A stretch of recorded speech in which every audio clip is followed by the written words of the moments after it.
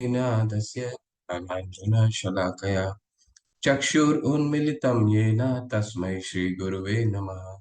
श्रीचैतन्यमनोभीष्टं स्थापितं येन भूतले स्वयं रूपः कदा मह्यं ददाति स्वपदान्तिकं वन्देऽहं श्रीगुरुं श्रीयुतपदकमलं श्रीगुरुं वैष्णवांश्च श्रीरूपं साग्रजातं सहगना रघुनाथान्वितं सजीवं साद्वैतं सावधूतं परिजनसहिता कृष्णचैतन्यदेवं श्रीराधाकृष्णपादान् सहगना ललिता श्रीविशाखान्वितांश्च हे कृष्णा करुणा सिंधु दीनबंधु जगतपते गोपेश गोपिका कांत राधा कांत नमस्तुते ताप्त कांचन गौरांगी राधे वृंदावनेश्वरी वृषभानुसुते देवी प्रणमामि हरिप्रिये वाञ्छाकल्पतरुभ्यश्च कृपा सिन्धुभ्यैव च पतितानां पावनेभ्यो वैष्णवेभ्यो नमो नमः।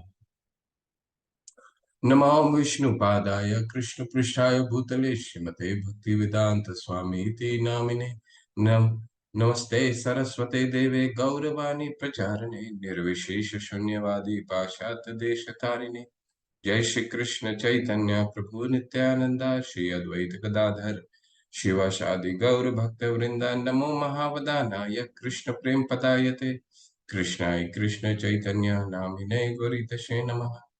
हरे कृष्णा कृष्ण कृष्ण हरे हरे हरे राम राम राम हरे हरे। हरे कृष्णा। आप सभी को आज हम करने वाले हैं तीन श्रद्धा के विभाग। इसको श्रद्धा त्रय विभाग योग भी बोला जाता है। और आज का अध्याय बहुत व्यवहारिक ज्ञान है। बहुत चीज आप समझ पाएंगे। भगवान हमें इस ज्ञान के द्वारा आज के अध्याय में बताएंगे आने वाला क्या क्या है कि जीवन में हम जो भी कुछ करते हैं, चाहे वो खाना खाते हैं, तीन सब कुछ को तीन गुणों में भाग करके भगवान हमें बताते हैं। खाना अगर हम खाते हैं तो जिस तरह का हम खाना खाते हैं उस खाना से हम ये पता चल जाता है कि हम किस गुण में होंगे। हम यज्ञ करते हैं तो किस गुण में होगा। भगवान बहुत अच्छे से हमें समझाते हैं वाणी की तपस्या क्या है, शारीरिक तपस्या क्या है। तो बहुत ही व्यवहारिक ज्ञान है आज। ठीक है, तो कल हमने क्या देखा था? कल बहुत भगवान ने कल देवी और आसुरी स्वभाव के बारे में हमें बताया था। 26 देवी गुण बताते हैं भगवान। ठीक है, और बाकी का पूरा अध्याय आसुरी स्वभाव के बारे में वर्णन करते हैं। ठीक है, कुछ ज्यादा मुश्किल नहीं है समझना, हम सभी जानते हैं। पर बस इतना है कि उसे व्यवहार में लेकर के आना। एक छोटा सा आज स्टोरी से स्टार्ट करते हैं आज का कथा। तो आज बहुत शॉर्ट में बताऊंगा स्टोरी। आप लोग सब लोग जानते होंगे, कई लोग जानते होंगे भी। राजा भरित्र हरि जो है वो विक्रमादित्य के बड़े भाई थे। पूरे भारत के राजा थे उज्जैन के। और वो हमेशा संतों के बारे में कहा करते थे कि ये संत लोग संन्यास क्यों ले लेते हैं, क्योंकि उनके जो तीसरी पत्नी थी, उन तीसरी पत्नी के साथ तीसरी पत्नी इतनी खूबसूरत थी कि हमेशा सारा राजपाट छोड़ करके पत्नी के ही आलिंगन में रहते थे, पत्नी के ही सुख में हमेशा डूबे रहते थे। तो वो हमेशा बोलते थे कि ये जो संत होते हैं, ये संत लोग, ये साधु लोग जो है, वो सन्यास क्यों लेता है? उससे अच्छा तो ये कितना सुंदर है। हमारे जो स्त्री है उसमें तो पूरा जीवन बिताया जा सकता है। सन्यास लेने की आवश्यकता क्या है? और अपनी पत्नी की खूबसूरती में उन्होंने 100 श्लोकें लिख दी थी कि 100 श्लोक लिख दिया था। फिर एक दिन क्या होता है, एक संत आते हैं उनके पास और बोलते हैं कि राजा, आपके लिए मैं अपने तपस्या से एक ऐसा फल लेकर के आया हूँ जो आपको अमर बना देगा। तो राजा बोलता, तो तुम क्यों नहीं खा लेते हो, तुम ही अमर बन जाओ। तो संत बोलते, मैं अमर बन के क्या करूंगा? मैं तो हर दिन अपने गरीबी में जीता हूँ, अमर बन गया तो मेरे लिए श्राप हो जाएगा।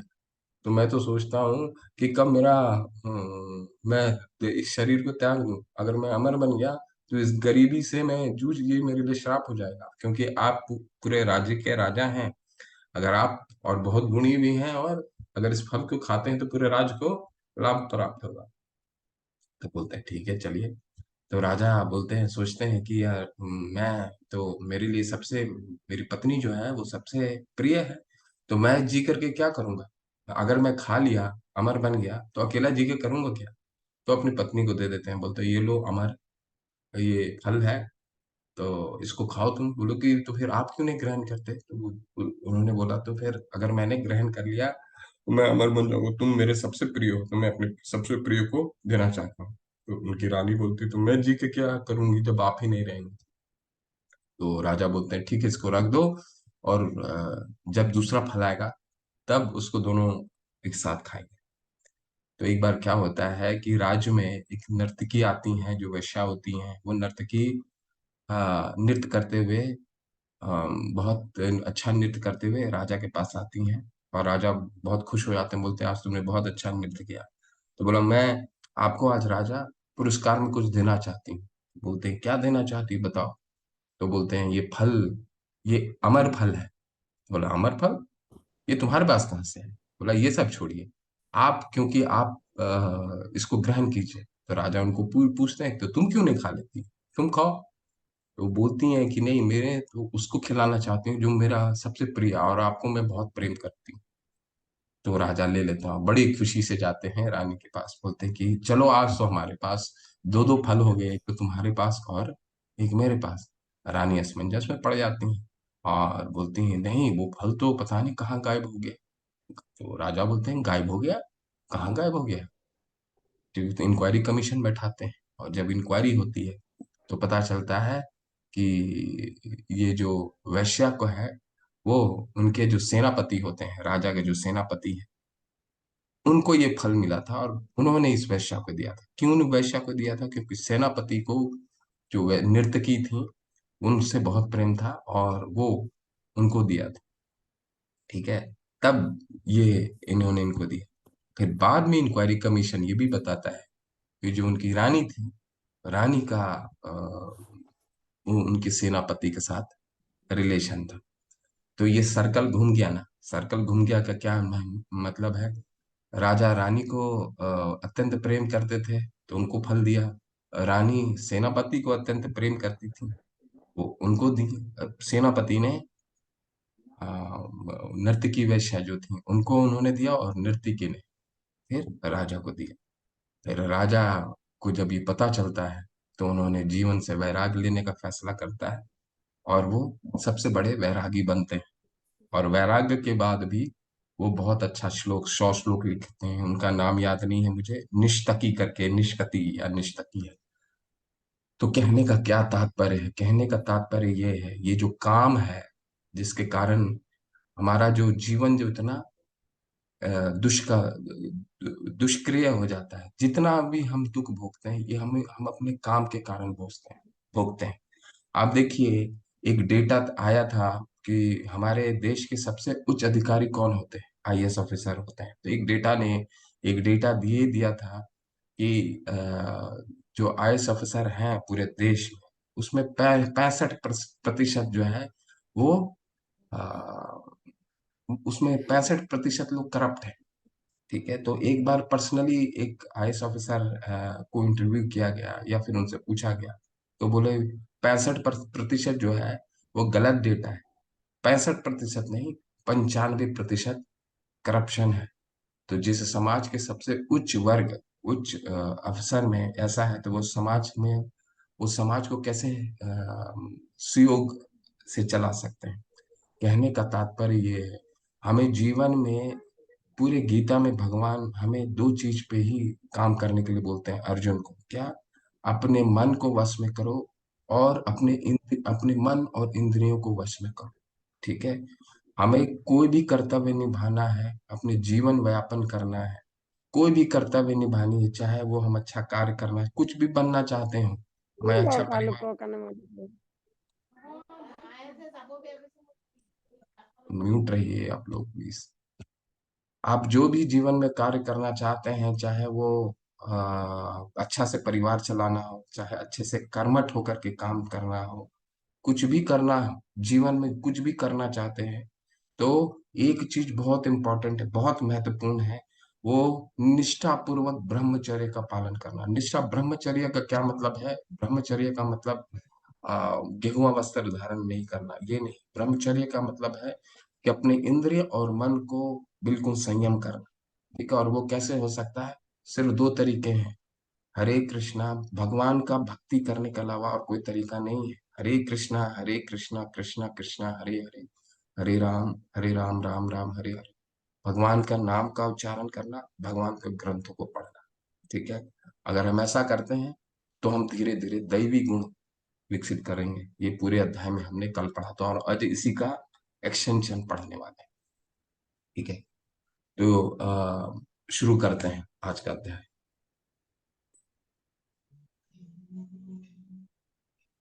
अर्जुन उवाच, ये शास्त्रविधिम् उत्सृज्य यजन्ते श्रद्धा अन्विता तेषां निष्ठा तु का कृष्ण सत्वम आहो रजस्तमः।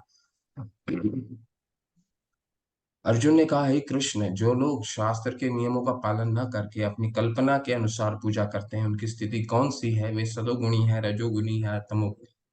यहाँ कुछ उन लोगों की चर्चा में भगवान कह रहे हैं। अर्जुन पूछना चाह रहे हैं, कल तो क्या कहा भगवान ने? कल देखिए, ये हमें समझना जरूरी है कि एक अध्याय दूसरे अध्याय से कैसे जुड़ता है। तो कल भगवान ने क्या बताया? सिक्के के दो पहलू बताए, एक तो दैवी गुण और दूसरा आसुरी गुण। ठीक है, अब अर्जुन बीच के वाले गुण के बारे में बात कर रहे हैं। बीच वाला गुण का कौन हो गया? जो मध्यम में है, वो कौन से है? जो भक्ति तो करते हैं पर शास्त्रों के अनुसार नहीं। ठीक है, अब ये ऐसे कौन लोग होते हैं? तो होते हैं, आप समाज में देख सकते हैं। कोई क्रिकेटर्स की पूजा कर रहा है, अभी तो विश्व कप चल रहा है, क्रिकेटर्स की पूजा कर रहा है।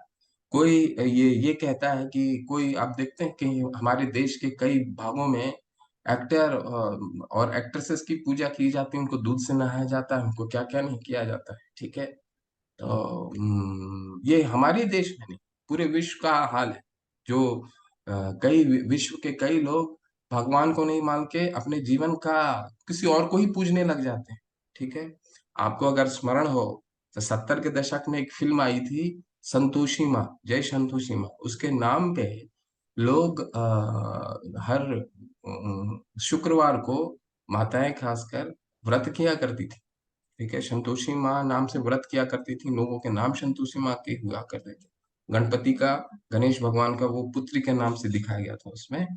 और उनका ये कार्य होता था, उन्होंने दिखाया था सिनेमा में ऐसा कि वो सारा भौतिक लाभ का भौतिक संतोष प्रदान करती हैं, भौतिक भौतिक सुख प्रदान करती हैं उनकी आराधना करने से। तो लोग करने लगे उनकी आराधना। पर शास्त्र में ऐसा कोई नाम से कोई देवता का जिक्र नहीं। कहने का तात्पर्य यह है कि श्रद्धा तो है। अर्जुन उनके बारे में पूछ रहे हैं, श्रद्धा तो है, परंतु ये ना ही देवताओं की पूजते हैं, ना ही असुरों को पूजते हैं। उनका क्या, उनको कहाँ रखा जाए, कौन सा गुण में है?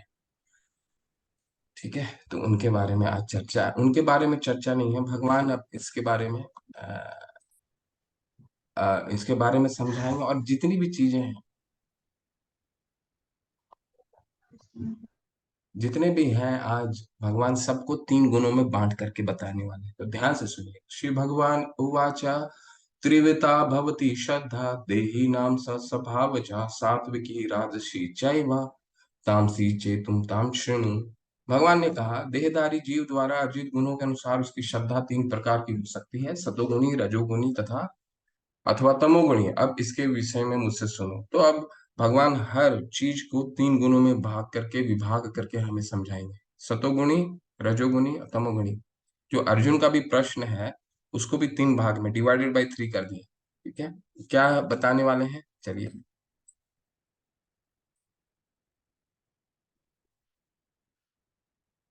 ये भरत पुत्र, विभिन्न गुणों के अंतर्गत अपने अपने अस्तित्व के अनुसार मनुष्य एक विशेष प्रकार की श्रद्धा विकसित करता है। अपने द्वारा अर्जित गुणों के अनुसार ही जीव को विशेष श्रद्धा से युक्त कहा जाता है। तो भगवान ये समझाने का प्रयास कर रहे हैं, जो हम श्रद्धा हमारे में पाई जाती है, वो श्रद्धा भी हमारे गुणों को व्यक्त करता है कि हम किस गुणों में ज्यादातर हैं।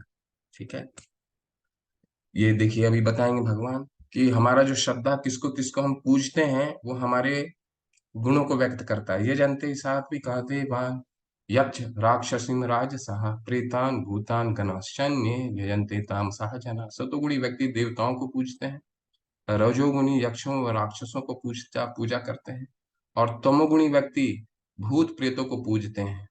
तो तीन तरीके का विभाजन भगवान करते हैं श्रद्धा।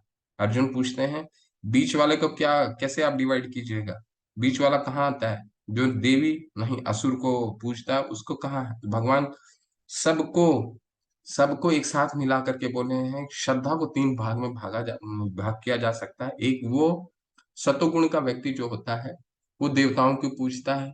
जो रजोगुणी व्यक्ति होता है वो किसको पूजता है, यक्ष और राक्षसों। तो राक्षसों का हमने उधर पूरा परिभाषा कल देख लिया है। राक्षस मतलब वो नहीं हुए जो हमारा राक्षस मतलब असुर। जो सुर नहीं है वो असुर है। तो कल हमने असुर को देखा ना, कौन होता है असुर, दंभ दर्प अभिमान क्रोध। ये जितने कैरेक्टर से है, खासकर तीन तीन चरित्र जिसको है उसको क्या भगवान नरक के द्वार बोलते हैं ना, कल के अध्याय में त्रिविधम नरकस्य इदम द्वारम नाशना आत्मनः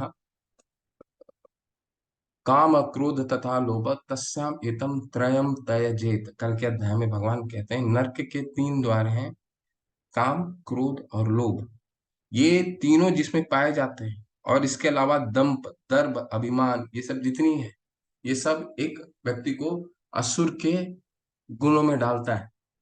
तो ऐसे कई लोग हैं जो असुरों की पूजा करते हैं। हम देखते हैं कई लोग जो है अपनी रोटी सेकने के लिए राजनेताओं, वो भी भ्रष्ट राजनेताओं, ऐसे ऐसा नहीं कि सारे राजनेता भ्रष्ट हैं, लेकिन भ्रष्ट नेताओं को पूछते हुए देखते हैं क्योंकि उनकी उनकी भौतिक इच्छाएं पूर्ति करते हैं वो।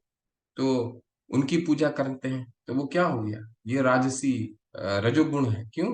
क्योंकि अपना रजोगुण का क्या चरित्र है कि उसकी जो आकांक्षाएं होती हैं वो असीम होती हैं, वो कभी भी पूरा नहीं होता है, और उसके लिए वो किसी की भी पूजा करने के लिए तैयार हो जाते हैं, चाहे वो राक्षसी क्यों ना हो, असुर ही क्यों ना हो, बस उनकी इच्छाएं पूरी होनी चाहिए। और तीसरा कौन होता है, तमोगुणी व्यक्ति। वो क्या करता है, वो भूतों की पूजा करता है। काला जादू वगैरह तो हमने सबने देख सुना होगा, ये आज भी बहुत प्रचलित है हमारे देश के हर कोने में प्रचलित है। हमें दिखता है, शहरों में दिखता है, हर जगह है। आप इसको अगर देखना चाहें, बड़े बड़े शहर के बीचों बीच भी ये होता है। मेरा अपना व्यक्तिगत अनुभव भी है। ठीक है, तो हर जगह है। तो ये क्यों किया जाता है? तमोगुणी व्यक्ति क्या है, वो उसको अपने से मतलब नहीं है, दूसरे को नुकसान करना है, वो तमोगुणी व्यक्ति है, तो इसके लिए वो काला जादू का भी सहारा लेता है। ठीक है, तो भगवान इन तीनों श्रद्धा को इन तीनों में विभाजित करते हैं। जो लोग दंभ तथा अहंकार से अभिभूत होकर शास्त्र विरुद्ध कठोर तपस्या और व्रत करते हैं, और जो काम तथा आसक्ति द्वारा प्रेरित होते हैं, जो मूर्ख हैं तथा शरीर के भौतिक तत्वों को तथा शरीर के भीतर स्थित परमात्मा को कष्ट पहुंचाते हैं, असुर कहलाते हैं। तो देखिए तस्वीर, आपको तस्वीर से पता चलता होगा कि ये जो तस्वीरें हैं, ये हम कभी कभी बहुत कठोर तपस्या भी करते हैं, जो शास्त्रों में अनुमोदन नहीं किया जाता है। तपस्या क्या करना है, शारीरिक कष्ट देना। ठीक है, शारीरिक कष्ट देना, भूखे रहना। देखिए पहला चित्र में देखिए किसी तरह का शारीरिक कष्ट दे रहा है अपने आप को दिखाने के लिए। ठीक है, चाहे आप सबसे ऊपर का दाहिने का वो चित्र देखिए, कौन है वो, हिरण्यकश्यपु है। 10,000 वर्ष ब्रह्मा जी की तपस्या कर किया था उसने। ठीक है, ब्रह्मा जी जब आए उनको दर्शन उन्होंने दिया, तो ब्रह्मा जी अ, उस समय सिर्फ उनसे भृगु मुनि ही उनसे ज्यादा तपस्वी थे, उतना बड़ा तपस्या किसी ने नहीं किया। ठीक है, तो ब्रह्मा जी को प्रसन्न कर लिए थे, इतना किया था उन्होंने कि उनके शरीर से एक एक मांस निकल गया था, सारे में दीमक लग गया। तो लेकिन अगर ऐसा चीज ऐसा करते हैं, शरीर को हम कष्ट पहुंचाते हैं किसी तरह का तपस्या करके, उपवास करके, तो वो शास्त्र विरुद्ध है। क्यों? क्योंकि शरीर हमारा है ही नहीं, हम हमारा ये शरीर किसका है, भगवान का है, हमारे गुरु का है। शरीर को हमारे कोई अधिकार नहीं है उसको कष्ट पहुंचाना। करते हैं तो वो क्या है, आसुरी है, वो तमोगुणी है। चलिए आ गया हमारा भोजन।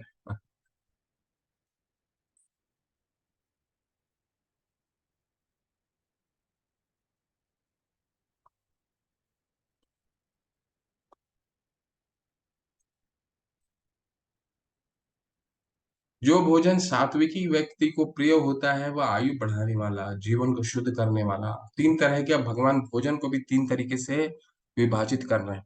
ठीक है। सतोगुणी भोजन किसको कहते हैं, पहला उसका परिभाषा समझ लीजिए।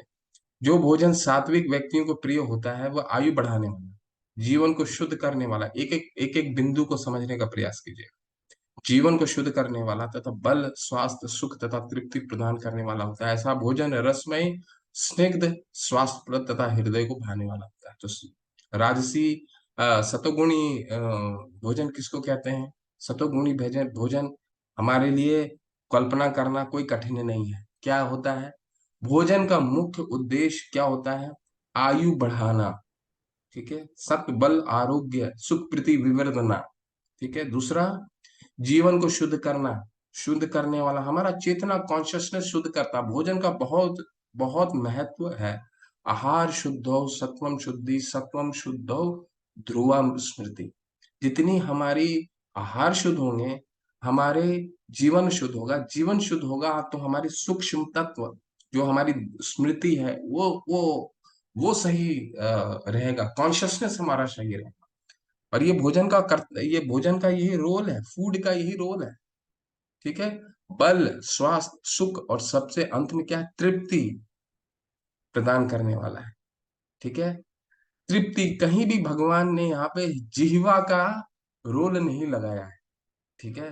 कहाँ क्या बोला है? तृप्ति प्रदान करता है, मतलब हमें संतोष प्राप्त होता है। ऐसे भोजन हम करते हैं। जब आप में से, मुझे मालूम नहीं कितने लोग मायापुर आते हैं, आ रहे हैं, नहीं आ रहे। मायापुर में जब आप प्रसाद ग्रहण कीजिएगा, तो प्रसाद ग्रहण कर करके आपको थोड़ा सा प्रसाद ग्रहण कीजिए। आपको प्रसाद ग्रहण करके वो संतुष्टि और वो तृप्ति मिलती है। आप कितना भी कहीं भी कुछ खा लीजिए, वो तृप्ति आपको, वो तृप्ति कहीं वो प्राप्ति नहीं। और वो क्यों है? क्योंकि हम भगवत प्रसाद खाते हैं, और मायापुर का बात ही अलग है। परंतु जब भगवत प्रसाद हम खाते हैं तो वो तृप्ति जो प्रदान करता है, वो वो अलग ही है। वो तृप्ति, आज आज के तारीख में हम क्या समझते हैं? दो ही चीज पे हम, हमारा कभी कई बहुत लोगों का ये फोकस रहता है, जिह्वा और उदर। जिह्वा को तुष्ट होना चाहिए और उदर तुष्ट होना चाहिए। तृप्ति का कहीं, कभी कभी वो जो तृप्ति का है, संतोष का है, वो खो जाता है। तो लेकिन वो खाने का वही सत्वगुण, खाने का वही। हमारे, आप मेडिकल साइंस में चले जाइए, किसी भी चिकित्सा डॉक्टर के पास चले जाइए, आज के डे तारीख में गैस्ट्रोएंटेरोलॉजिस्ट जो होते हैं, गैस्ट्रो डॉक्टर्स होते हैं, उनके पास सबसे लंबी कतारें होती हैं। लोगों के पास, हर लोगों के पास पेट की बीमारी रहती है, चाहे वो गैस से लेकर के एसिडिटी से लेकर। और अगर आप डॉक्टर से पूछते हैं, वो क्या आपको सलाह देते हैं? जितना आप सामान्य, जितना आप घर का बना खाना खाएं, जितना सामान्य साधारण तेल, मसाला, घी, ये जितना कम हो, वो हमारे स्वास्थ्य के लिए भी अच्छा है, और शक्ति, आयु बढ़ाने वाला भी है।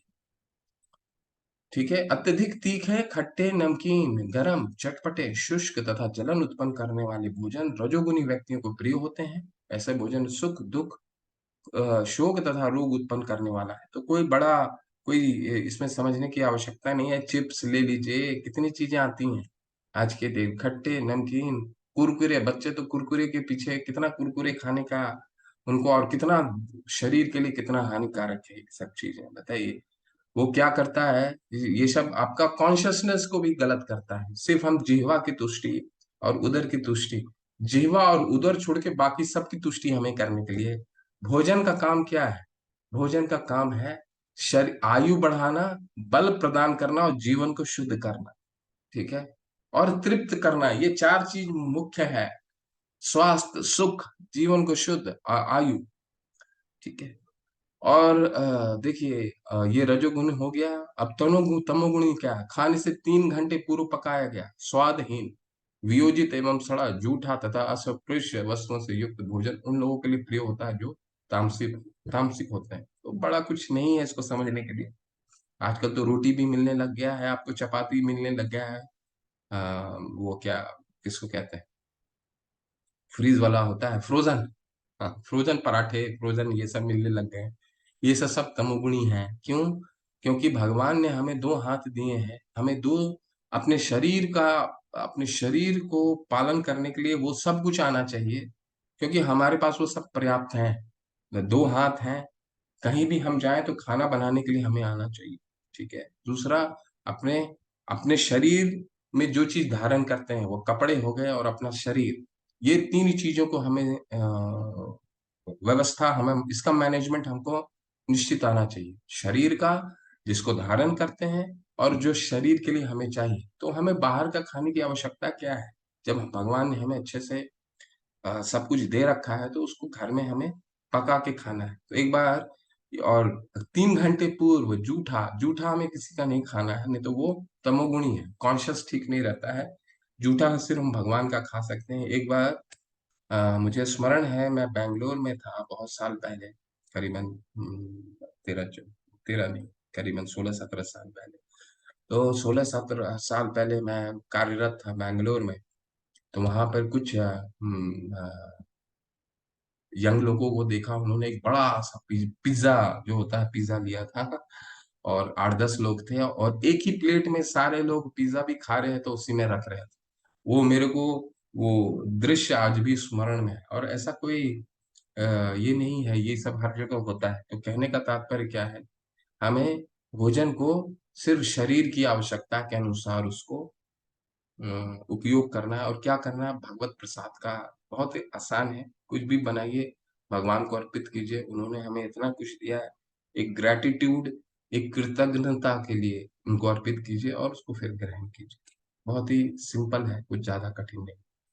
यज्ञों में वही यज्ञ, अब यज्ञ को उनको अब 3 भागों में भगवान भाग करेंगे। अभी वो पहले तो उन्होंने क्या किया, श्रद्धा को विभाग किया, फिर खाने को किया, अब यज्ञ को कर रहे हैं। यज्ञों में वही यज्ञ सात्विक होता है, जो शास्त्रों के अनुसार निर्देशानुसार कर्तव्य समझकर उन लोगों के द्वारा दिया किया जाता है जो फल की इच्छा नहीं करते।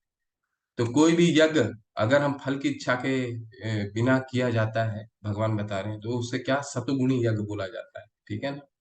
तो हम तीसरे अध्याय में भी हमने पढ़ा था ना, यज्ञ क्या क्या मुख्य उद्देश्य होता है, भगवान विष्णु को प्रसन्न करना। यज्ञनार्थार्थ कर्मणो अन्यत्र लोकोयम कर्म बंधन।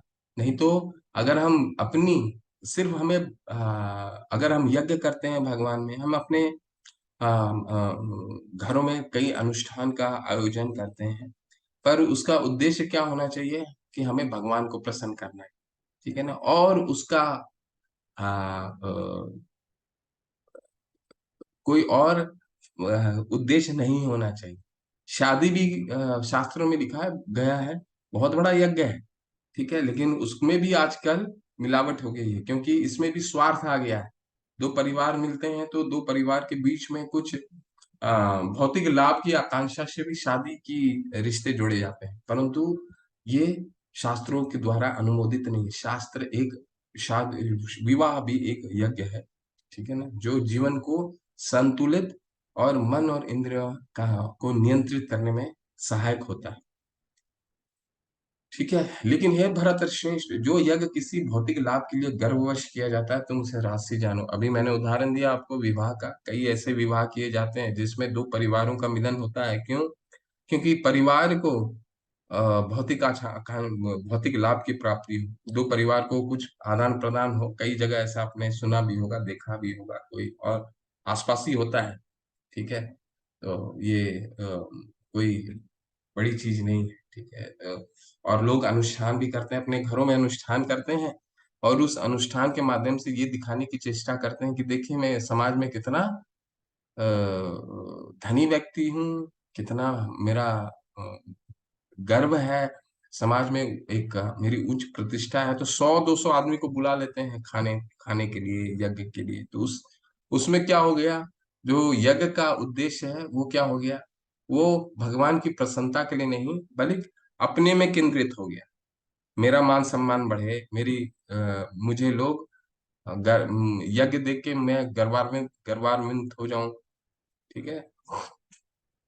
जो यज्ञ शास्त्र के निर्दोषों की अवहेलना करके प्रसाद वितरण किए बिना, वैदिक मंत्रों का उच्चारण, एक एक शब्द बहुत महत्वपूर्ण है, वैदिक मंत्रों को उच्चारण किए बिना, पुरोहित को दक्षिणा दिए बिना, और श्रद्धा के बिना संपन्न किया जाता है, वह तामसिक कहलाता है। तो ये सब बहुत महत्वपूर्ण है श्रद्धा में। जब भी हम कोई अनुष्ठान करते हैं, तो वैदिक उचित मंत्रों का उच्चारण होना चाहिए, जो आप पुरोहित को बुलाते हैं उस पुरोहित को दक्षिणा जरूर देना चाहिए, ठीक है। और प्रसाद का वितरण जरूर होना चाहिए, ठीक है, नहीं तो तामसिक यज्ञ हो जाता है, ठीक है। तो इसको इस तरह से समझिए। अब तपस्या, तपस्या, ये तपस्या क्या किसको कहते हैं? तो भगवान इस तपस्या को तीन भागों में विभाजित करते हैं। क्या है, कौन कौन सा तपस्या है? शारीरिक तपस्या, वाणी की तपस्या, हम जो बोलते हैं, और मन की तपस्या। ये मन की तपस्या क्या है? हम बोलते हैं ना हमारा मन अच्छा है, हमारा मन खराब है, लेकिन तपस्या, तपस्या क्या है, मन की तपस्या क्या है, वो हम पढ़ते हैं।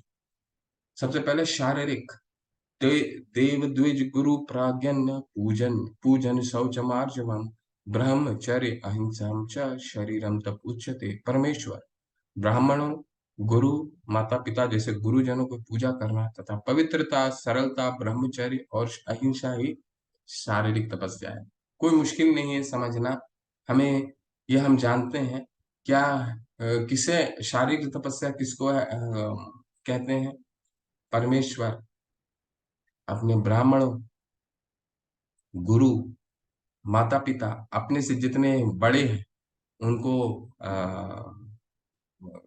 उनको हमेशा आदर देना, उनका ख्याल रखना। पवित्रता, सरलता, ब्रह्मचर्य और अहिंसा। पवित्रता कौन? अंदर से बाहर से दोनों, ठीक है। बाहर से शारीरिक पवित्रता, स्वच्छ रहना, अपने आप को साफ सुथरा रखना। अंदर से कैसे ठीक कर सकते हैं? अंदर से तो ठीक करना बहुत मुश्किल है, धो नहीं सकते हैं। तो भगवान का नाम का जाप जप करना। क्या जप है वो?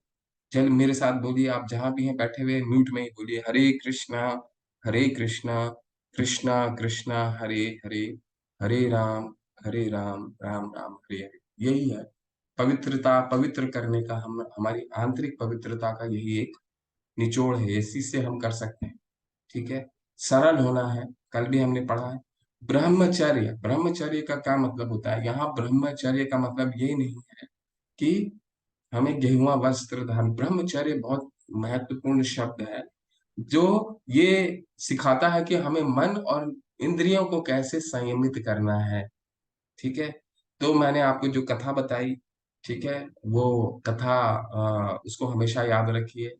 क्यों? क्योंकि जब मन को और अपने काम भावना को हम नहीं कंट्रोल रख पाएंगे, मन और इंद्रियों को, तो सुख जो है इस जीवन में भी नहीं मिलना है और इस जीवन के बाद भी नहीं मिलना है। ये तय है, भगवान ने स्वयं इस गीता में बता दिया कि हमें अब ब्रह्मचर्य का पालन करना होगा। जो अ, हमारे लिए कर्तव्य है, वो कर्तव्य हम तभी निभा सकते हैं जब हम अपने मन और इंद्रियों को संयमित रख सकते हैं, ठीक है। और अहिंसा ही शारीरिक तपस्या, अहिंसा, किसी को दुख और तकलीफ नहीं देना, ये शारीरिक है।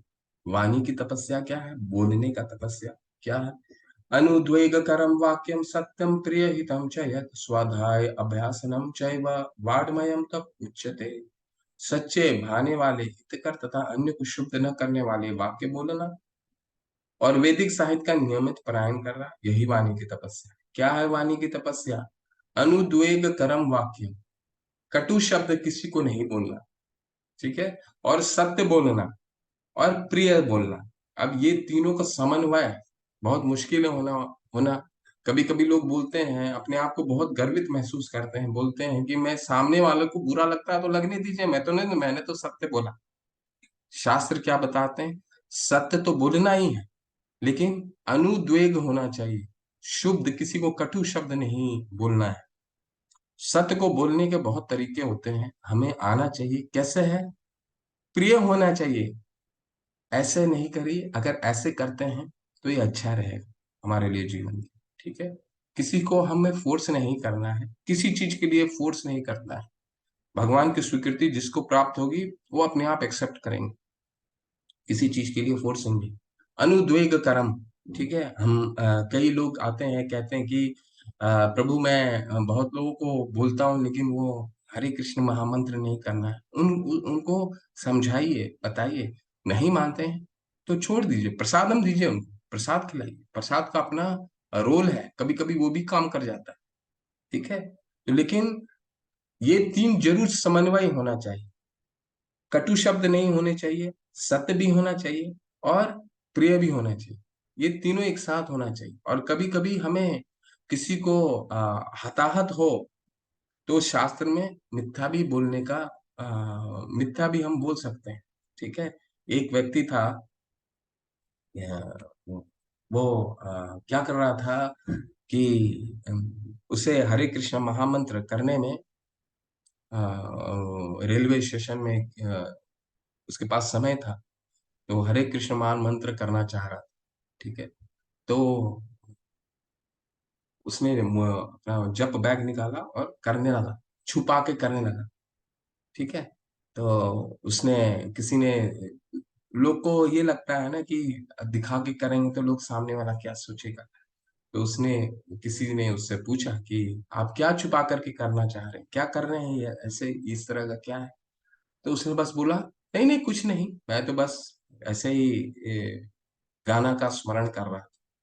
तो अगर इस तरह का मिथ्या बोलने का जरूरत पड़े तो मिथ्या बोलिए, परंतु क्या है, ऐसा शास्त्रों में वर्णन है, परंतु वो किसी के अनहित के लिए नहीं होना चाहिए। अगर भगवान की भक्ति के लिए हम मिथ्या बोलते हैं तो वो कहीं ना कहीं कुछ हद तक वो अलाउ है। दूसरा, चौथा क्या आता है, स्वधाय अभ्यासनम चैव। स्वधाय अभ्यासनम मतलब शास्त्रों का नियमित अध्ययन करना, यानी 15 मिनट निकालिए, 20 मिनट निकालिए, 10 मिनट निकालिए, आधा घंटा निकालिए, जैसा आपके पास समय है। रविवार शनिवार जो आपके पास समय मिलता है, माताओं के पास समय है, तो समय निकालिए, आधा एक घंटा जरूर शास्त्र पढ़िए। ठीक है। शास्त्र पढ़ने से संस्कृत क्या होता है, संस्कृत के हम श्लोक पढ़ते हैं, तो संस्कृत एक ऐसी भाषा है जो हमारे वाणी को प्रिय बनाते हैं। इसलिए तो संस्कृति लेके आती है, इसलिए तो संस्कृत। ठीक है। तो पढ़िए इसको। तथा संतोष, अब मन की तपस्या क्या है, संतोष, सरलता, गंभीरता, आत्म संयम एवं जीवन की शुद्धि, ये मन की तपस्या है। क्योंकि थोड़ा इंटरनेट का प्रॉब्लम है, मैं दो एक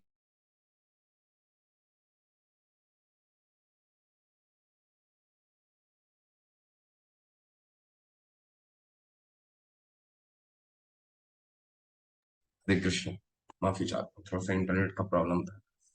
तथा संतोष, सरलता, गंभीरता, आत्म संयम एवं जीवन की शुद्धि, ये मन की तपस्या है। मन की तपस्याएं भगवान क्या बोल रहे हैं कि संतोष, सरलता, गंभीरता, और इसमें एक शब्द आता है मौनम आत्म विनिग्रह, यानी कि मन को जितना भूखे रखिएगा, शरीर को भूखे रखिएगा तो हमारा शरीर कमजोर पड़ जाता है, लेकिन मन को जितना भूखे रखिएगा उतना हमारा आध्यात्मिक जीवन उतना स्ट्रांग होता है, स्पिरिचुअली हम अब कर्तव्यनिष्ठ हो जाते हैं। वही बातचीत कर रहा था मैं, कि जो शास्त्र हमें क्या सिखाते हैं, शास्त्र सिखाते हैं मन को कंट्रोल करना, वही मन की तपस्या है। ठीक है?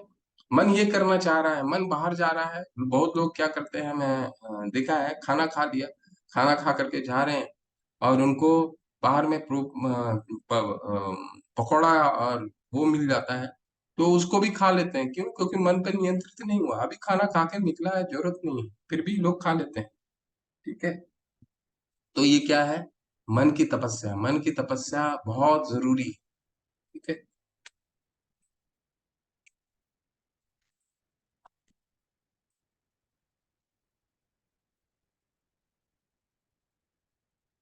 श्रद्धया परया तप्तम तपस्त्रिविधम नरे अफला अफलाकांक्ष भी युक्ते सात्विकम परीक्षते। भौतिक लाभ की इच्छा न करने वाले, केवल परमेश्वर में प्रवृत्त मनुष्यों द्वारा दिव्य श्रद्धा से संपन्न, यह तीन प्रकार की तपस्या सात्विक तपस्या कहलाती है। ये जो तीनों प्रकार की तपस्या, सतोगुणी कब हो सकता है, जो हमने पढ़ा, शरीर की तपस्या, वाणी की तपस्या और मन की तपस्या, जो हम भगवान की तुष्टि के लिए जब कर रहे हैं तो वो क्या हो गया, सात्विक हो जाता है।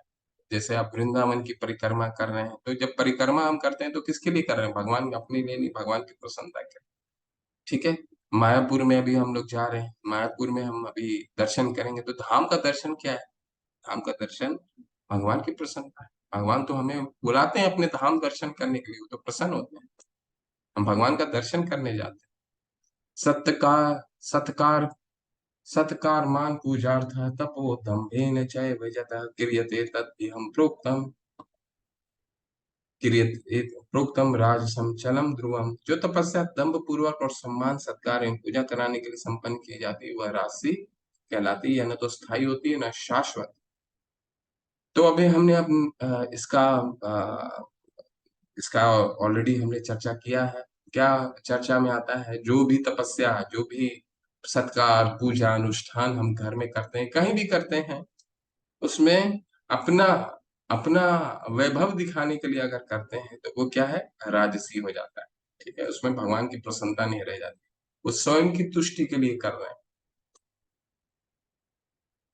मूढग्रहेण आत्मनो यत् पीड़या क्रियते तप परस्यो अतार्थानर्थवा तत्ताम समुदाहतम। मूर्खतावश आत्म उत्पीड़न के लिए अन्यों को विनिष्ट करना या हानि पहुंचाने के लिए जो तपस्या की जाती है वह तामसिक कहलाती है। जो तपस्या देखिए, जो तस्वीर में हिरण्यकशिपु है, 10,000 वर्ष इन्होंने तपस्या किया था। ठीक है, और क्यों तप किया था? कि ब्रह्मा जी से मांगते हैं मुझे अमर बना दो। हाँ, अमर बनाइए तो, ताकि मैं ये मुझे सब देवताओं के रूप में पूजे। वो देवताओं में भी विजय पाना चाहते थे। तो ऐसा जो तपस्या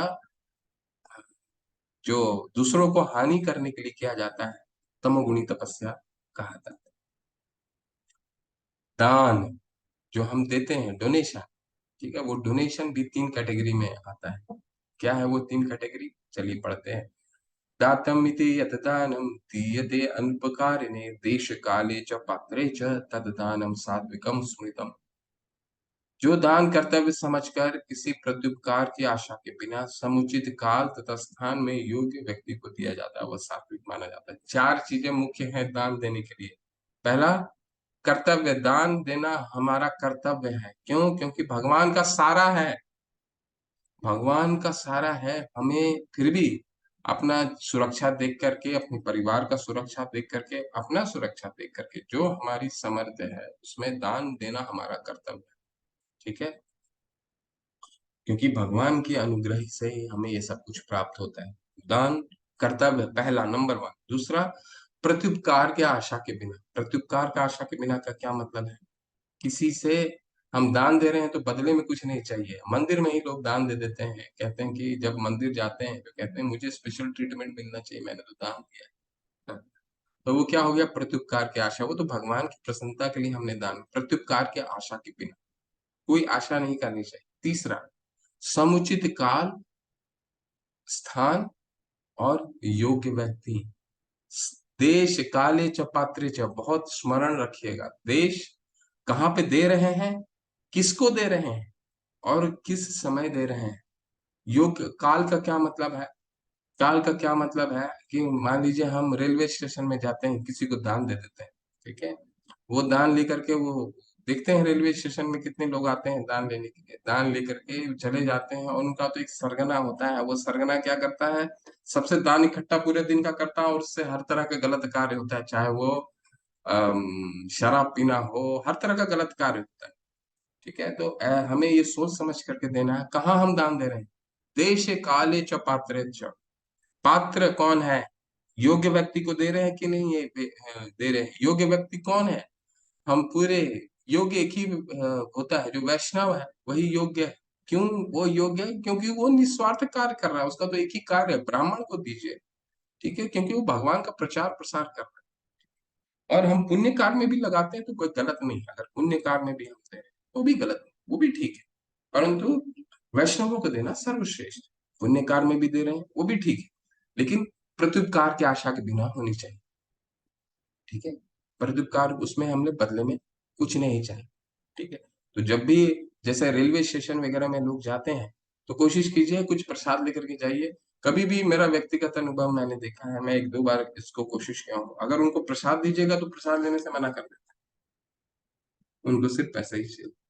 कई जगह आपने देखा होगा, आप उनको खाना दीजिए, खाना नहीं लेंगे, वो क्या, उनको सिर्फ पैसे ही चाहिए।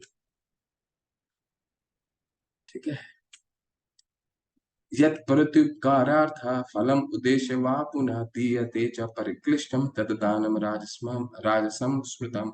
किंतु जो दान प्रत्युपकार के भावना ये से या कर्म फल की इच्छा से या अनिच्छा पूर्वक किया जाता है, वह रजोगुण कहलाता है। हैप्पी बर्थडे में हम देते हैं ना अपने बच्चों को, किसी को, हम हमारे बच्चों को कोई बर्थडे में गिफ्ट देने आता है तो हम भी जब जाते हैं तो वो भी अपने बच्चे के लिए गिफ्ट की अपेक्षा करते हैं। तो ये क्या हो जाता है, प्रत्युपकार की आशा। कोविड में आपने देखा होगा ना, कोविड में कई लोग दान करते थे, दान करने के साथ साथ फोटो भी खिंचा लेते थे, देखिए कि मैंने इतना दान किया, मैंने इतना दान किया, मैंने इतना दान किया है। मतलब गिव एंड टेक, मैं दे रहा हूं तो मुझे कुछ चाहिए, वो हो जाता है प्रत्युपकार। ठीक है? बदले में कुछ मुझे चाहिए, कि वो नहीं चाहिए, वो राजसी हो जाता है। ठीक है, वो राजसी हो जाता है। और अनिच्छा पूर्वक, अनिच्छा पूर्वक देना है तो इच्छा से दीजिए, अनिच्छा पूर्वक नहीं होना चाहिए, फोर्सिबली कुछ नहीं होना चाहिए। आदेश काले यतदानम पात्रे भविष्य दीयते असित कृतम अज्ञातम तथा समुदाहतम। तथा जो ज्ञान किसी अपवित्र स्थान में अनुचित समय में किसी अयोग्य व्यक्ति को या बिना समुचित ध्यान या तथा आदर से दिया जाता है, वह तामसिक कहलाता है। कुछ ज्यादा समझने में कठिन नहीं है, आप चित्र के माध्यम से समझ सकते हैं कि अगर हम, जैसे मैंने आपको उदाहरण दिया, ठीक है, उसमें बहुत तीन चार चीजें बहुत मुश्किल समझने का जरूरत है। अपवित्र स्थान, स्थान देख करके देना देना है, कहीं भी हमें नहीं दान देना है।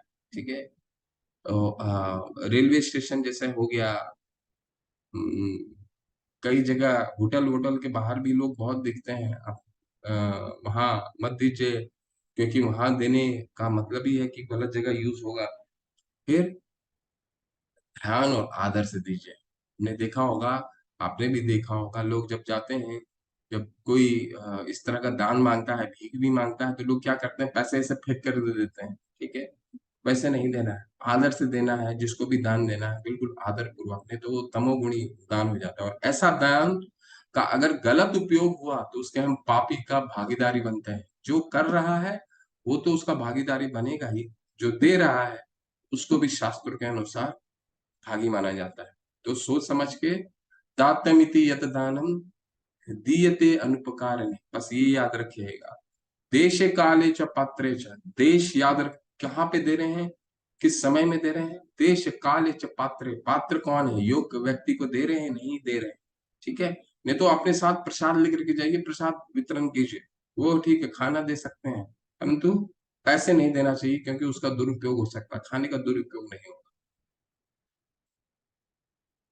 अब तीन बहुत महत्वपूर्ण चीजों में आने वाले हैं। ओम तत्सत, ओम तत्सत ये शब्द आपने सुन रखा होगा।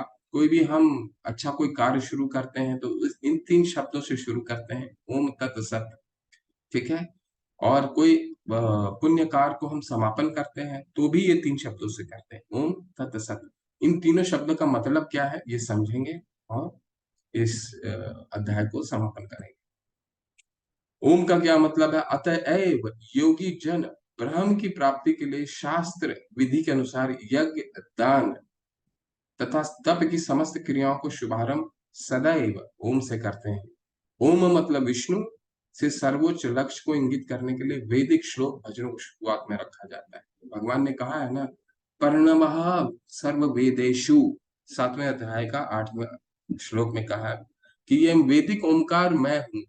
तो ओम क्या है, ओम तत्सत, ओम का मतलब होता है भगवान का सूचक है। ठीक है, जैसे मैंने आपको बताया था, उदाहरण भी दिया था, किसी का लोगो होता है ना, ठीक है, कोई कंपनी की लोगो होती है, तो वो लोगो है भगवान का ओम। तो भगवान ओम का क्या मतलब है, विष्णु। तत् का क्या मतलब है, मनुष्य को चाहिए कि कर्म फल की इच्छा किए बिना विविध प्रकार के यज्ञ तप तथा दान को तत् शब्द कहकर संपन्न करे। ऐसी दिव्य क्रियाओं का उद्देश्य भव बंधन से मुक्त होना है। तो तत् का क्या मतलब है, तत् का मतलब है हम जो भी कुछ कर रहे हैं, जो यज्ञ कर रहे हैं, ठीक है, कोई भी कार्य कर रहे हैं, उसका क्या क्या होना चाहिए, भौतिक लाभ के बिना। ठीक है, मुझे ये मिल जाए, मुझे वो मिल जाए, मुझे ये मिल जाए, मुझे वो मिल जाए, नहीं होगा बस। ठीक है, भगवान को प्रसन्न रखिए, भगवान हमारे सबसे बड़े हितैषी, जो हमें देते हैं उससे अच्छा और कोई दे ही नहीं सकता। ठीक है, तो ये अगर हम पूर्ण इस पे विश्वास हो जाएगा हम, ठीक है, तो फिर आप बहुत संतोषी, हम सभी बहुत संतोषी बन जाएंगे। जो हमें मिल रहा है उसमें अगर हम संतोष हमारा आ गया, तो हम बहुत ही आनंद पूर्वक पूरा जीवन व्यतीत करेंगे। ठीक है, इसीलिए मन और इंद्रियों को नियमित करना बहुत जरूरी है। इसलिए तत्व का मतलब क्या होता है?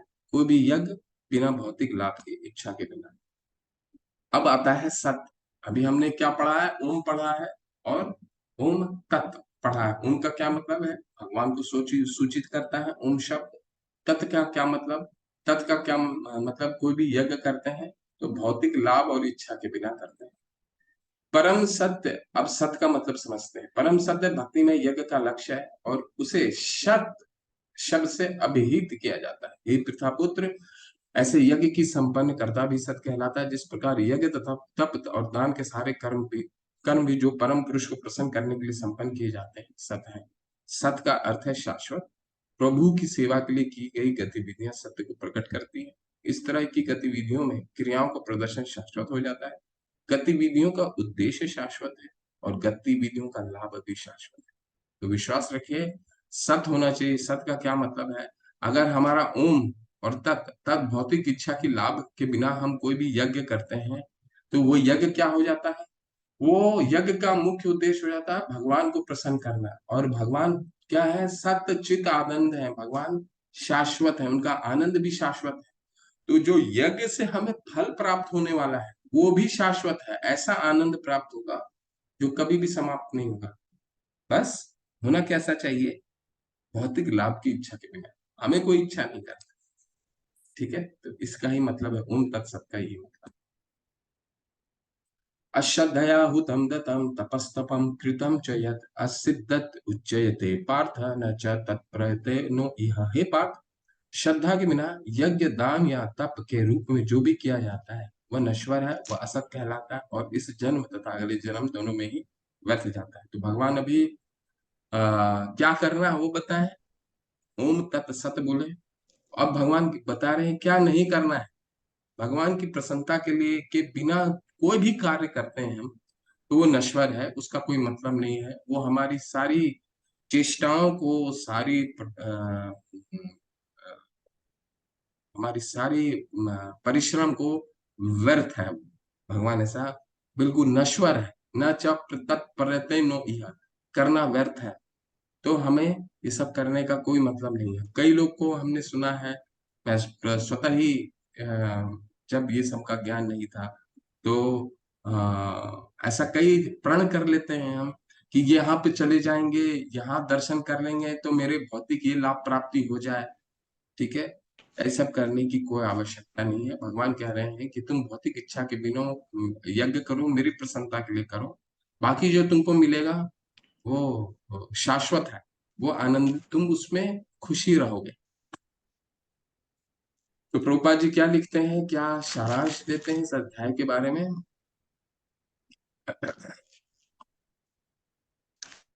बद अवस्था में लोग देवताओं, भूतों या कुबेर जैसे यक्षों की पूजा के प्रति आकृष्ट होते हैं। शब्द कितने कठोर हैं बताइए। बद अवस्था, बद अवस्था का क्या मतलब है? जब हम किसी चीजों से बंधे रहते हैं। ठीक है, तो कोई चीज चाहिए हमें, सुख संपत्ति घर आवे दुख मिटे तन का, करते हैं ना हम, ओम जय जगदीश हरे। तो हमेशा हम उस देवताओं, भूतों, कुबेर जैसे यक्षों की पूजा के प्रति आकृष्ट होते हैं। कुछ चाहिए हमें। यद्यपि सतोगुण, रजोगुण तथा तमोगुण से श्रेष्ठ है, लेकिन जो व्यक्ति कृष्णा भावनामृत को ग्रहण करता है वो प्रकृति के इन तीनों गुणों को पार कर जाता है। क्यों पार कर जाता है? क्योंकि सतोगुण का व्यक्ति भी तो भगवान से देवताओं के पूजन करता है, बदले में उसको क्या चाहिए? सुख और ज्ञान। ठीक है ना? सतोगुणी व्यक्ति का क्या लक्षण है? सुख संगेन बदनाति ज्ञान चंगेन चाणक। सुख और ज्ञान इतना मिलता है कि उसी से बंध जाता है। कृष्णा भावनामृत में क्या है? इनसे परे हो जाता है, उसको कुछ नहीं चाहिए। तो भगवान की प्रसन्नता के लिए सब खाना भी बनाता है, बाजार से सब्जी भी खरीद के लाता है, भगवान के लिए ही सब कुछ करता है। सफलता पाने के लिए उपयुक्त गुरु प्राप्त करके उसके निर्देशन में प्रशिक्षण प्राप्त करना चाहिए, तभी ब्रह्म में श्रद्धा हो सकती है। जब कालक्रम से यह श्रद्धा परिपक्व होती है तो इसे ईश्वर प्रेम कहते हैं। यही प्रेम समस्त जीवों का चरम लक्ष्य है। अतएव मनुष्य को चाहिए कि सीधे कृष्ण भावनामृत ग्रहण करे। इस 17वें अध्याय का यही संदेश है। तो बहुत लोगों का प्रश्न ये आता है कि गुरु हमें कहाँ मिले, कैसे मिलेंगे? तो हमें भगवान की आराधना करना है, और आप यकीन मानिए गुरु भगवान आपको दे देंगे, कहीं ना कहीं मिलवा देंगे। इसमें आप चिंता ही छोड़ दीजिए। भगवान आपको अकस्मात आप मिल जाएंगे ऐसे जो आपको, लेकिन हमें क्या भगवान से करना है कि मुझे भगवान से आप भक्ति करिए, निस्वार्थ भक्ति कीजिए, ठीक है? तो भगवान हमें गुरु से मिलवा देते हैं, जो हमें फिर क्या करते हैं, तत्व का दर्शन कराता है। क्यों ऐसा है? क्योंकि उनको तत्व का दर्शन हुआ रहता है, वो सब कुछ जानते हैं, उनका आत्म साक्षात्कार हुआ रहता है, तो वो हमें तत्व का दर्शन कराते हैं। गुरु के बिना हम कुछ नहीं पा सकते। हम कहते हैं ना, मंगल आरती जब होता है तो सबसे अंतिम जो पंक्ति आता है, 8वां, वो क्या हम गाते हैं? हम गाते हैं, यस्य प्रसादा भगवत प्रसादो, यस्य अप्रसादा न गति कुतोऽपि, ध्यायस्तु वंशस्यं यशस्त्री संध्यम, वंदे गुरो श्रीचरणरविन्दम्। यस्य प्रसादा भगवत प्रसादो, गुरु की कृपा से हम भगवान रूपी प्रसाद पा सकते हैं। गुरु नहीं हुए, यस्य अप्रसादा न गति कुतोऽपि, फिर हमारी कोई गति नहीं रह जाती अगर गुरु का आशीर्वाद नहीं रहा। तो गुरु हमारे जीवन में भगवान का प्रसाद लेकर के आते हैं और हमें भगवान से जोड़ते हैं। हरे कृष्ण। आपका 17वां अध्याय समाप्त होता है। कल आपका अंतिम अध्याय है, और कल का दिन को थोड़ा सा आप लोग व्यवस्थित होके आइएगा, क्योंकि 1 घंटे से ऊपर जाएगा, लंबा अध्याय है। कोशिश करूंगा उसको सारांश में प्रस्तुत करने के लिए। पर ये अध्याय बहुत ही सुंदर है कि कल का अध्याय भगवान कोई ज्ञान नहीं देंगे, कल का भगवान पूरे गीता को अपना कंक्लूजन देंगे, अपना सारांश देंगे, अपना निष्कर्ष देंगे, ठीक है? तो इसलिए वो बहुत ही, कल का अध्याय जो है बहुत सुंदर। हरे कृष्ण। कोई कुछ साझा करना चाहते हैं, कुछ पूछना चाहते हैं?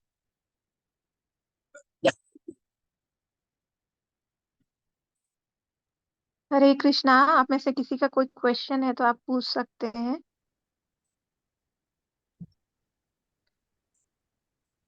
जी। जी, हरे कृष्णा, हरि प्रसाद हरे प्रभु जी। कृष्ण माता जी, प्रणाम प्रभु जी, प्रणाम माता जी। प्रणाम, कृष्ण। हरे कृष्णा प्रभु। हरे प्रभु जी, कृष्ण प्रभु जी। भक्ति करने ही जब बैठते हैं तो एक एक करके प्रश्न कीजिए।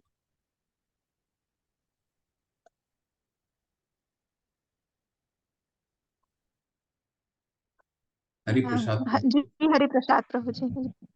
हरे कृष्ण प्रभु जी। हरि प्रसाद प्रभु जी बोलिए। हरे कृष्ण प्रभु जी। हरे कृष्ण प्रभु, बताइए, प्लीज बताइए। प्रभु जी, जैसे अभी आपने पाठ में बताया था कि जो तत्वदर्शी है, तो जैसे मैं अभी, हम लोग राजस्थान से हैं, तो इधर इस्कॉन का कोई तत्वदर्शी गुरु मिल सकता है इधर, जहाँ जयपुर में या यहाँ पे, कहाँ पे? जयपुर में तो इस्कॉन है प्रभु, बहुत अच्छा है। जयपुर है, श्रीनाथ जी है। तो आप दर्शन करने जाइए गुरु, और भगवान की भक्ति कीजिए।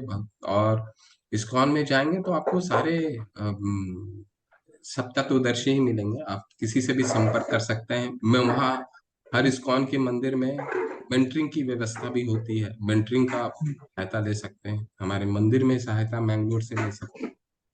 तो बस हमें अप्रोच करने की आवश्यकता है, मिल जाएंगे प्रभु। गुरु तो, जी गुरु का काम ही ये है कि हमें भगवान के ज्ञान से जोड़ना।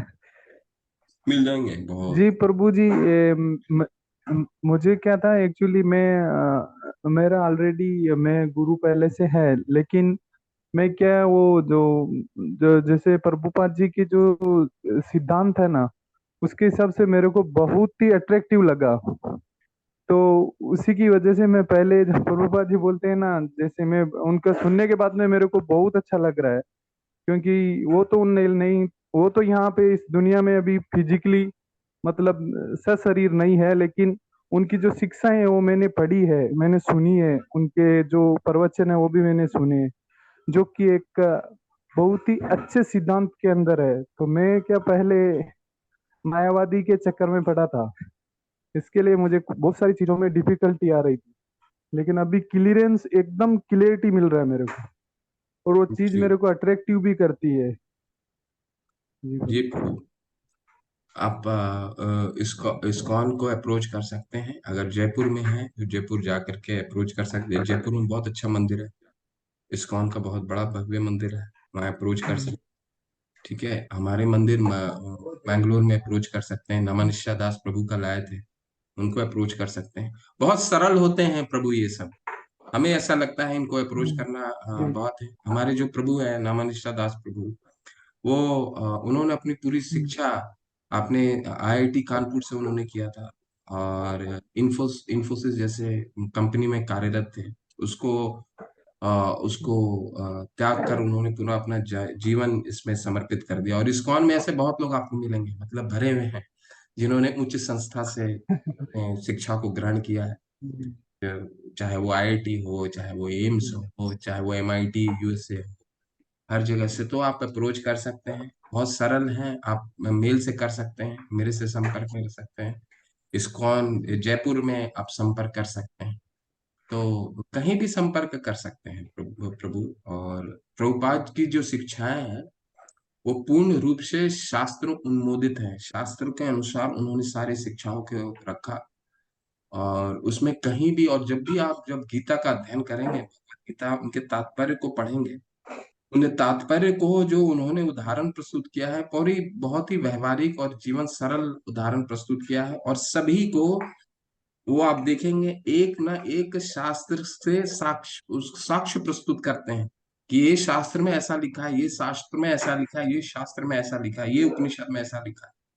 ठीक है, तो जी। अप्रोच कर सकते हैं प्रभु।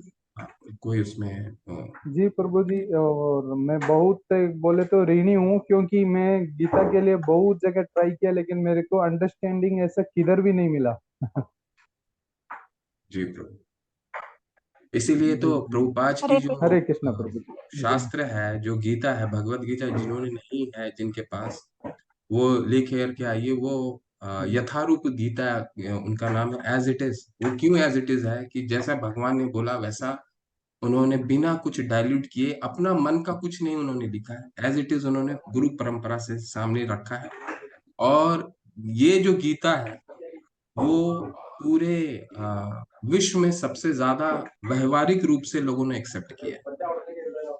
ठीक है, हरे कृष्ण। ठीक है प्रभु जी, हरे कृष्णा। हरे हरे कृष्ण कृष्ण माता जी। प्रभु जी। हरे कृष्ण माता जी। प्रभु जी, ये हम भगवान जी को हम भोग लगाते हैं, क्या क्या मंत्र पढ़ते हैं प्रभु जी, बता देंगे थोड़ा सा? एक तो ये नमो ओम विष्णु पादाय कृष्णाय, वो तो हो गया। और तीसरा है नमो महावदन्याय कृष्ण प्रेम पादाय, ये। जी फिर जी बिल्कुल। नमो, नमो फिर महावदन। तीसरा एक है एक नमो। एक मैं आपको बुक दिखाता हूँ माता जी, अभी आप वेट कीजिए, एक बुक दिखाता हूँ अच्छा, आपको। दिखा। प्रभु जी आवाज नहीं आ रही है।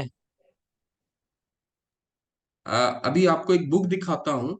अभी अभी अच्छा, दिखाता हूँ, दो ठीक है मिनट प्रभु जी, दीजिए। ठीक है।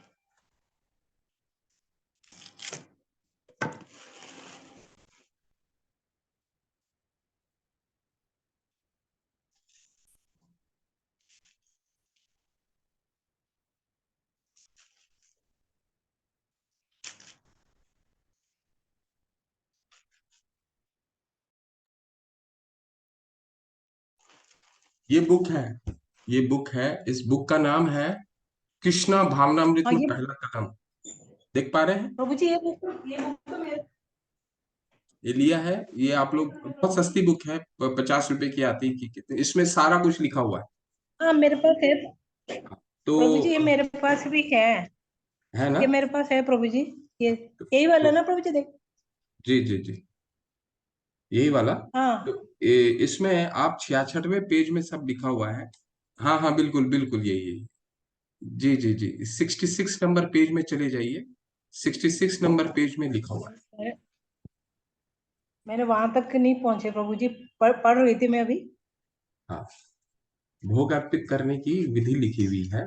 बहुत ही ये हमें घर में क्या कर सकते हैं वो लिखा हुआ है। देखिए 3 मंत्र लिखे हैं भोग अर्पण करने के नीचे, हाँ जी 66 हाँ नंबर। जी हाँ जी, हाँ हाँ, मिल गया प्रभु जी।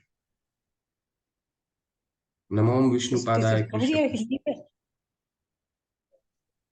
हिंदी में लिखा है, मेरे को हिंदी। हाँ तो इंग्लिश में भी आती है माता जी, तो ये ये बुक इंग्लिश में। आरती की जगह पे है क्या? नहीं नहीं, भोग अर्पण करने की विधि, भोग अर्पण करने की विधि है। अच्छा, भोग उस, अर्पण करने की विधि। ओके ओके, जी जी। हाँ, इसमें नमो विष्णुपादाय, हाँ फिर नमो महावंदनाय, फिर नमो ब्रह्मणाय देवाय, है ना प्रभु जी? जी। ये तीनों ही है ना? हाँ ये पहला हम गुरु की पूजा करते हैं माता जी। गुरु की इसलिए पूजा करते हैं, अच्छा, इसका पहले मतलब भी समझ लीजिए।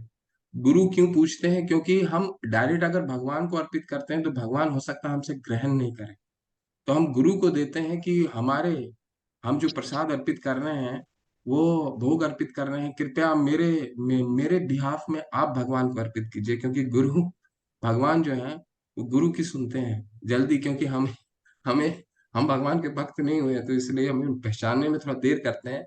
तो गुरु को पहले वंदना हाँ जी हाँ करते जी। हैं। और जो सेकंड प्रार्थना है वो हम गौर निताई की करते हैं, नमो महावदानाय कृष्ण प्रेम पदायते, क्योंकि जो गौर निताय हैं वो महावदानाय है। महावदानाय का क्या मतलब होता है, वो कृपालु नहीं है, महाकृपालु है। जो हमसे पाप भी हो जाता है वो भी क्षमा कर देते हैं। कृष्ण से कभी कभी सारा कुछ क्षमा नहीं होता, लेकिन चैतन्य महाप्रभु सब कुछ क्षमा कर देते हैं, पापियों का भी, इसलिए मायापुर कहा जाता है, वहां पर सब पाप अंत हो जाता है। तो गौर निताय का हम दूसरा प्रार्थना गौर निताय की है। और जो तीसरा प्रार्थना है ओम ब्रह्मांड देवाय, नमो ब्रह्मांड देवाय गौ ब्रह्मांड हिताय च, वो भगवान कृष्ण को प्रार्थना करते हैं, क्योंकि वो ब्राह्मण और गौ गायों के खुश करने वाले हैं। तो ये 3 इसीलिए उनको हम प्रार्थना करते हैं भोग में। ठीक है। फिर उसके बाद पांच तत्व मंत्र, है ना प्रभु जी? जी जी, फिर पंच ओके, तत्व का वो करते हैं। ठीक। Thank you Prabhu ji, Hare Krishna. Hare book का कृष्ण माता नाम, जी। ये कुलदीप स्वामी जी का शायद हाथ पहले रेस था, हैंड रेस था। मैं जस्ट अनम्यूट कर रही हूँ। प्रभु जी, आपका कोई क्वेश्चन था क्या पहले? जी माता जी, प्रणाम। प्रणाम हरे प्रभु जी, कृष्ण जय प्रभु। हरे कृष्णा। हरे कृष्ण प्रभु। प्रभु जी, मेरा क्वेश्चन ये है कि जब हम भक्ति करने बैठते हैं तो हम्म, हमारा, हम माला भी जप करते रहते हैं और मुंह से बोलते भी रहते हैं, बट मन जो है बार बार भाग जाता है, उसे पकड़ के भी लाते हैं, बार बार रुकता नहीं है मन। हाँ यहाँ बहुत ज्यादा दिक्कतें आ रही हैं। हाँ। प्रभु ये सिर्फ आपके साथ नहीं है, सभी के साथ है। तो बस एक ही आपसे प्रार्थना करते हैं, एक जो प्रैक्टिकल एप्लीकेशन इसका है, किसी चीज को बंद मत कीजिए, उसको करते रहिए, करते करते करते करते करते करते उसमें राग उत्पन्न होगा, क्योंकि भगवान हमें बताते हैं अभ्यास योग युक्ते न चेतसा न अन्य गामिना। सिर्फ अभ्यास करने से तुम मेरे तक पहुंच सकते हो, अभ्यास के अलावा कोई उपाय, दूसरा कोई ऑप्शन नहीं है। तो हमें अभ्यास करना होगा और दूसरा पेशेंस रखना होगा। पेशेंस क्यों, क्योंकि कल मैंने जैसे प्रभु को बताया था, सागर प्रभु को, उन्होंने बताया था कि भक्ति में कभी कभी पतन भी हो जाता है, हम माला नहीं कर पाते हैं, कभी कम हो जाता है। तो क्या होना है, उत्साहात निश्चयात धैर्यात तत्त कर्म परिवर्तनात्, उसमें धैर्यात एक शब्द आता है। 6 चीजें बहुत जरूरी है। उत्साहित हमेशा रहना है, दृढ़ता, निश्चयात, हमेशा निश्चय के साथ, नहीं नंबर हो जी रहा नंबर कीजिए ना, 10 नंबर हो रहा, 5 नंबर हो रहा है, हरिनाम करते रहिए, नंबर में कभी भी कम मत कीजिए। निश्चित निश्चय के साथ कीजिए, सोचिए कि ये करूंगा, इसके बाद ही इसके बाद ही मैं भोजन, सुबह का नाश्ता करूंगा। ठीक है। और तीसरा आता है धैर्य, पेशेंस, पेशेंटली करना होगा, पेशेंस से काम करेंगे तो ये एक ना एक दिन राग उत्पन्न होने ही होना है। इसमें कोई, ये फॉर्मूला है प्रभु, एकदम अलजेब्रा की फॉर्मूला है, इस काम करने ही करना है ना प्रभु, इसमें दो राय नहीं। आप इसको करते रहिए और पेशेंटली करते रहिए। ठीक ठीक है है प्रभु। प्रभु जी। हरे कृष्णा प्रभु जी। हरे कृष्ण प्रभु जी। और आप में से किसी और का और कोई कुछ क्वेश्चन है? अनीता गोयल माता जी का अनीता गोयल माता हैंड जी, रेस आपका है प्रभु जी। माता जी, आपके प्रश्न का उत्तर मैं नहीं दे पाया, क्योंकि आज मंदिर से मेरी 2 बार बातचीत हुई, पर वो बहुत व्यस्त थे मायापुर की यात्रा के लिए। लेकिन आप चिंता मत कीजिए, मैं कल तक आप पूरा पूरा डिटेल में आपका कोर्स के लिए दे दूंगा। उन्होंने बोला है कल पूरे ठीक है बता। ठीक है, कल मैं आपको बताता हूँ। ठीक। हम्म, धन्यवाद प्रभु जी। हरे कृष्ण। हरे कृष्णा। आप में से और किन्हीं का भी? ओके प्रभु जी। और तो क्वेश्चंस नहीं है चैट बॉक्स में प्रभु जी। ठीक है, तो कल अच्छा माता प्रभु जी, जी। मेरा एक क्वेश्चन और था। हाँ जी, कुलदीप बिश्नोई प्रभु जी। हाँ हाँ जी माता जी। प्रभु जी, ये बताइए, जैसे कल को ये 18 अध्याय पूरे हो जाएंगे, जी इसके बाद भी हम दोबारा से रिपीट कर सकते हैं? हाँ, रिपीट भी कर सकते हैं, अगले लेवल में भी आ सकते हैं, सब कुछ कर सकते हैं, बिल्कुल कर सकते अभी हम सोच रहे हैं कि अगले लेवल में ना जाए, पहले इसको अच्छे से और समझ लें। हैं। ठीक है, आप आ सकते हैं, बिल्कुल आ सकते हैं। वैसे रजिस्ट्रेशन। हम जो हाँ एग्जाम जो है वो तो हम दे रहे हैं, हम पूरा कंप्लीट करते चले आ रहे हैं। जी, आप बने, आप ठीक है। दोबारा कर सकते हैं प्रभु। माता जी, मधु माता जी, ये हमारा नेक्स्ट कब होने वाला है, कुछ ध्यान में है शायद? नेक्स्ट है आपका नवंबर में प्रभु जी, 13 13 नवंबर से नवंबर। शुरू हो रहा है प्रभु। क्योंकि नॉर्मली देख लीजिए, नॉर्मली क्या होता है, महीने का पहला मंडे से शुरू होता है। फर्स्ट मंडे से नॉर्मली हमारा 18 डेज शुरू होता है, परंतु इस बार 6 तारीख मंडे पड़ रहा है, लेकिन उस समय मायपुर यात्रा में पूरा मंदिर रहेगा, तो इस बार 13 नवंबर से शुरू होने का है। तो आप वेबसाइट में जा करके रजिस्ट्री दोबारा कर सकते हैं, और अपना समय अपना सुजोग के हिसाब से आप अपना चुन सकते हैं। 4 समय में होता है। ठीक है, सुबह होता है 6 बजे, दोपहर में माता लेती हैं, गुरु माता लेती हैं, तो उनसे भी सुन सकते हैं 3 बजे, फिर 7 बजे होता है और 9 बजे होता है। 4 समय जो आपको ठीक लगे ऐसा कर सकते हैं। सागर प्रभु, हरे कृष्ण। हरे कृष्णा प्रभु। हरे कृष्णा प्रभु। हरे कृष्णा माता जी, हरे कृष्णा प्रभु जी। हाँ जी प्रभु जी, आप अनम्यूट हो सकते प्रभु जी। सागर प्रभु जी।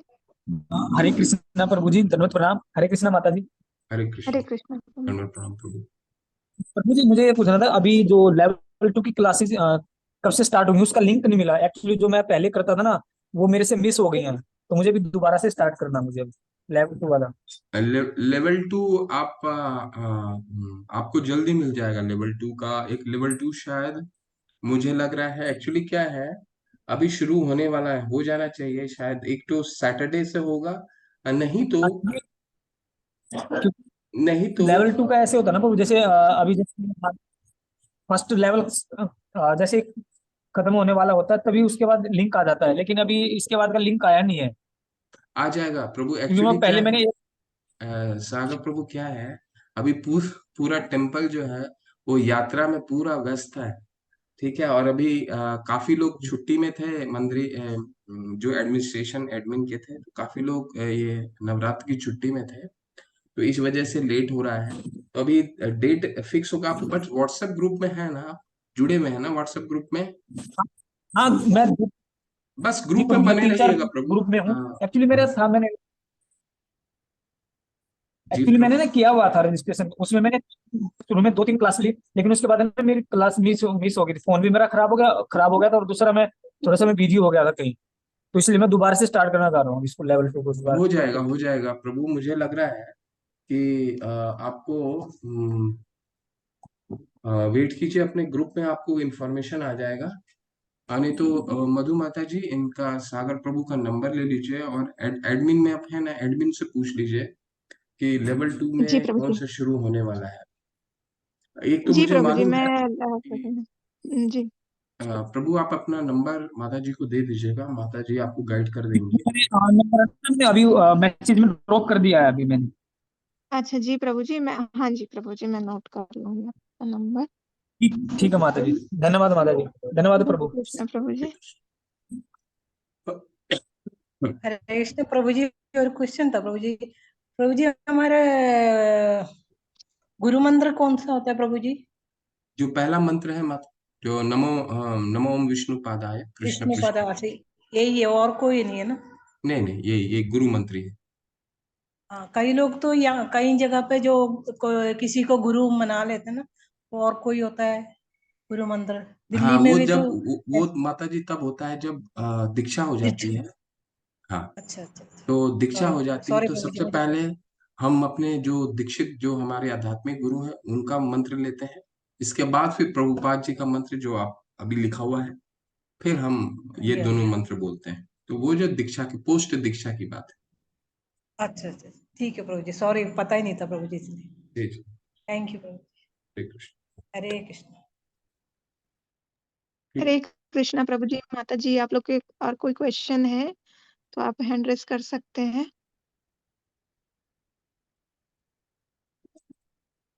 प्रभु जी, लग रहा है हो गए आज के क्वेश्चंस।